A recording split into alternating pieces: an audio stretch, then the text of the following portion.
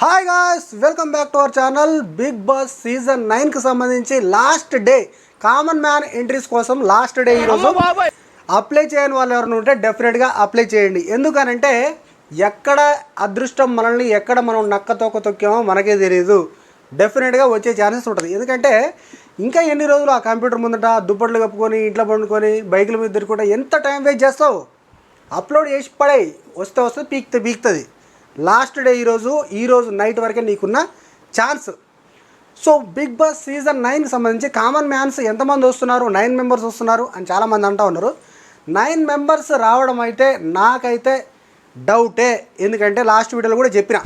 So దానికంటే ముందు నాకు ఒక బ్రదరు మొన్న కామెంట్ చేసిండు వీడియో పెట్టినప్పుడు. సో ఏమని కామెంట్ చేసిండంటే, అన్న మాది విలేజ్, నేను ఇంటర్మీడియట్ కంప్లీట్ అయిపోయింది, సో నేను ఏదైనా జాబ్ చేద్దాం అనుకుంటున్నాను, కానీ నాకు యూట్యూబ్, సోషల్ మీడియా, ఇన్స్టాగ్రాము వీటి మీద ఇంట్రెస్ట్ ఎక్కువ ఉంది. మా అమ్మ నాన్న నన్ను వద్దని ఫోర్స్ చేస్తాను, ఎందుకు చేస్తున్నాను, నేను పోయి ఏదైనా జాబ్ చేసుకో అని చెప్తా ఉన్నారు అని అన్నాడు. అంటే నాకు అనిపించింది ఏంటంటే, తర్వాత నేను కన్వర్జేషన్ స్టార్ట్ చేసిన ఇన్స్టాగ్రామ్లో స్టార్ట్ చేసి మాట్లాడుతున్నప్పుడు, సో నువ్వు ఎందుకు సోషల్ మీడియా వద్దాం అనుకుంటున్నావు అని అంటే, నాకు ఇంట్రెస్ట్ ఉందన్న, నాకు వేరే దాని మీద ఇంట్రెస్ట్ లేకనే నేను చదువు ఆపేసిన, ఇంటర్మీడియట్ వరకు చదివినా అని చెప్పిండు. సో అయితే నేనేమంటే దీనికి బిగ్ బాస్కి అసలు సంబంధమే లేదు ఈ ముచ్చటకి. కాకపోతే నేను అనేది ఏంటంటే, మనకు ఏదైనా ఇంట్రెస్ట్ ఉందా, ఆ ఇంట్రెస్ట్ ఉన్న దాని మీద డెఫినెట్గా మనం ఫోకస్ పెట్టాలి. అంటే కెరీర్ అంతా వదిలేసి అసలు ఏం చేయకుండా ఉండడం కాదు. నీకు ఏదైతే ఇంట్రెస్ట్ ఉందో దానికి కొంచెం ఒక ఎడ్జ్లో ఒక 10% 20% ఎక్కువ ప్రిఫరెన్స్ ఇచ్చి ప్రయత్నించు. పోయేదేముంది? ఇప్పుడు వాళ్ళ ఫాదర్ మదర్ ఎందుకు వద్దంటున్నాడంటే, అరే బిడ్డ ఖరాబ్ అయిపోతాడు, ఎందుకురా ఆ పనికి మాలినది, దాంట్లో ఏమొస్తుంది అనేది తెలియక వాళ్ళు చెప్పు ఉండొచ్చు. సో తల్లిదండ్రులు తప్పు లేదు, కానీ ఆయనకి ఉన్న ఇంట్రెస్ట్ అది. సో దాంట్లోనే సక్సెస్ అవుతాడేమో, మనకేం తెలుసు.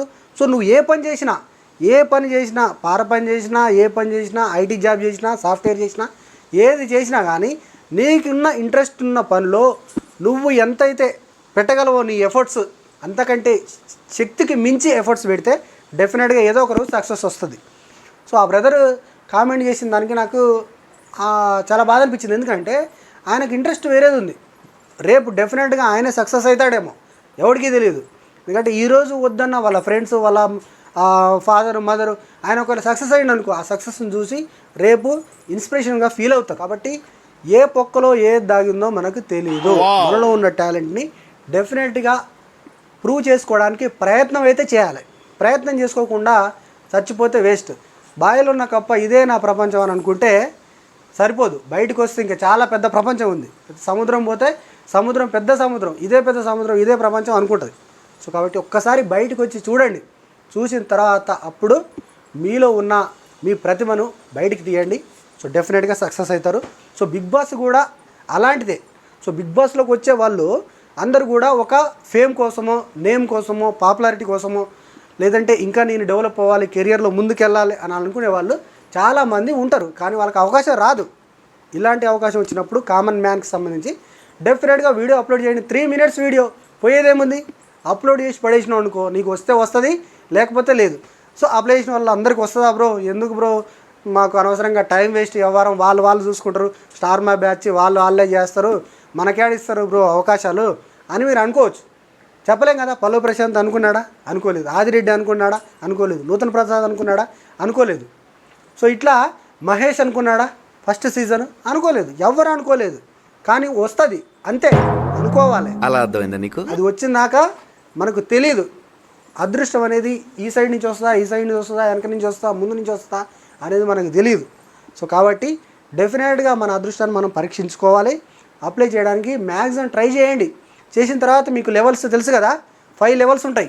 So 5 levels, level 1 group video, ఒక వీడియో పంపుతారు మీరు. Level 2 group discussion, level 3 video conference, and level 4 personal interview. Level 5లో మీకు బీబీ అగ్ని పరీక్ష అనే ఒక షో పెడతారు. ఆ షోలో ఆడియన్స్ పోల్ ద్వారా మిమ్మల్ని సెలెక్ట్ చేస్తారు. అది ప్రాసెస్. ఓకేనా? కన్ఫర్మ్. డెఫినెట్గా ట్రై చేయండి.